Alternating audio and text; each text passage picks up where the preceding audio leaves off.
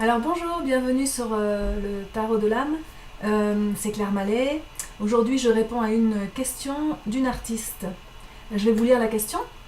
Alors c'est: j'ai beaucoup de projets artistiques actuellement. Quelles attitudes intérieures puis-je adopter et quelles actions pour mener à bien ces projets? Alors j'ai tiré 3 cartes. Comme vous savez, j'ai toujours besoin d'un petit peu de temps avant pour laisser s'imprégner les cartes en moi avant de pouvoir commencer à parler dessus. Alors la première, c'est la carte de l'ermite. J'ai changé de jeu là. Ce jeu, ça s'appelle Vision Quest. Donc, la carte de l'ermite, c'est une carte qui te demande en fait euh, de rentrer à l'intérieur de toi. De rentrer à l'intérieur de toi, c'est une période d'incubation, de silence aussi. Ça peut être une période aussi de retrait du monde, de vraiment pour te ramener à l'intérieur, couper les bruits ambiants, couper les influences extérieures pour vraiment aller nourrir ton âme à un autre niveau et aller nourrir ton art aussi. Donc,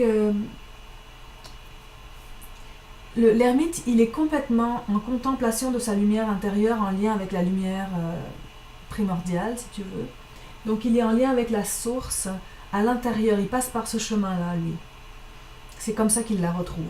Et il se laisse inspirer et conduire et guider par sa propre lumière. Et bien sûr que le fait de faire ça, il déploie sa lumière pour inspirer le monde à son tour, et pour inspirer et pour guider et éclairer le chemin de ceux qui sont autour de lui.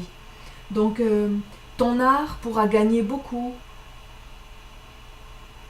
dans sa façon d'inspirer les gens autour de toi par ta retraite à l'intérieur de toi. Ça va être vraiment important de prendre le temps d'aller en gestation, d'aller nourrir par ta lumière tous ces projets-là et, et avoir l'inspiration vraiment profonde là, qui viennent d'un autre endroit, tu vois, pas juste de la tête ou pas juste en superficie, mais vraiment euh, l'ermite, il va dans ses profondeurs, il va rencontrer tout ce qu'il est, il va rencontrer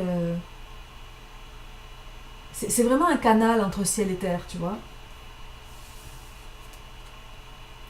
Et il est inspiré par l'esprit, tu vois, la fumée, pour les Amérindiens, c'est très important, ça représente le grand esprit, ou en tout cas le lien entre l'humain et le grand esprit, puisque ça passe par le souffle.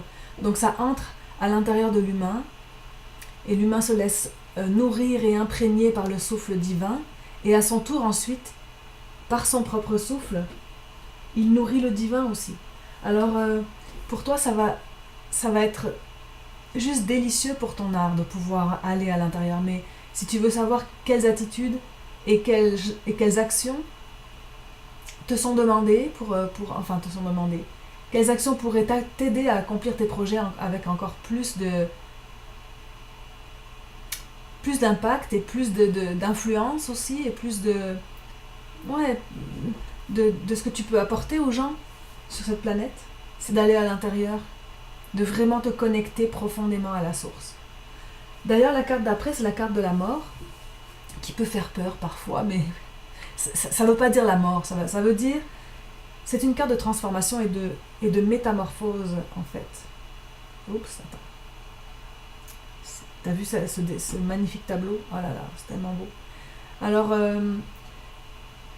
donc, c'est la carte qui est centrale pour toi, donc c'est vraiment une période de transformation profonde, vraiment.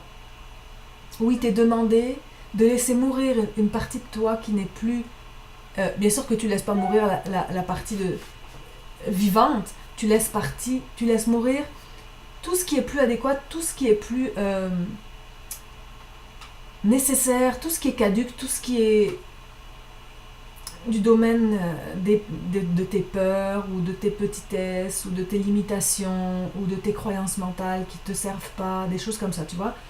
Donc là, il t'est demandé de laisser comme les serpents, tu sais, le serpent mue et il laisse sa vieille peau derrière lui, il la laisse, il est prêt à finalement renaître à une nouvelle vie. C'est exactement ça, cette carte-là. C'est accéder... En fait, quand on meurt, on retourne à la maison, on retourne au divin, supposément. Fait que on laisse derrière nous quelque chose d'usé pour renaître à une vie nouvelle. Et c'est la même chose, mais dans le sens figuré. C'est pour ça que cette carte est là dans le tarot. Parce qu'elle représente une étape majeure de notre vie à tous, dans laquelle il nous est... L'invitation, c'est de lâcher nos résistances au changement. Parce que les humains, des fois, on s'accroche. On ne veut pas lâcher. Lâcher les résistances au changement avec grâce. Et puis, se permettre de faire les pas pour entrer dans une vie nouvelle. Pour entrer dans... de se laisser transformer par la vie. Alors c'est sûr que c'est pas toujours évident à vivre, ce passage-là. Ça demande beaucoup de courage, beaucoup de... Quand on est habitué à des parties de soi, même si elles nous desservent, mais on est habitué, c'est du connu, c'est du confortable, quelque part. Même si elles nous coincent, même si elles nous... Et le fait d'avoir cette requête profonde, et là c'est vraiment quelque chose qui est profond en toi, donc tu peux pas le court-circuiter ou l'éviter. Au bout d'un moment, ça vient te chercher, sinon ça fait mal. Lâcher tout ça, puis accepter, dire oui. Accepter de se laisser transformer profondément. Et ça, le fait que tu vives cette étape de transformation intérieure majeure, ton art, ton art aussi va en être complètement transformé. Il va y avoir une métamorphose en toi qui va se refléter dans ton art. Et tout ça, ça va être basé sur ta quête de lumière, sur le fait que tu retournes à la source en toi. Et la mort, c'est ça que ça veut dire aussi. C'est retourner à la source. En se dégageant de quelque chose d'ancien. Alors, utilise cette magnifique métaphore pour vraiment aller voir en dedans, pendant que tu es dans cette phase d'ermite, aller voir de quoi est-ce que j'ai plus besoin. Et puis, te permettre d'entrer dans la lumière de ce que tu es profondément, dans ton authenticité profonde, dans ta nature véritable, qui va se refléter ensuite dans tes tableaux. Et regarde ce que ça t'apporte. L'abondance, dans tous les plans.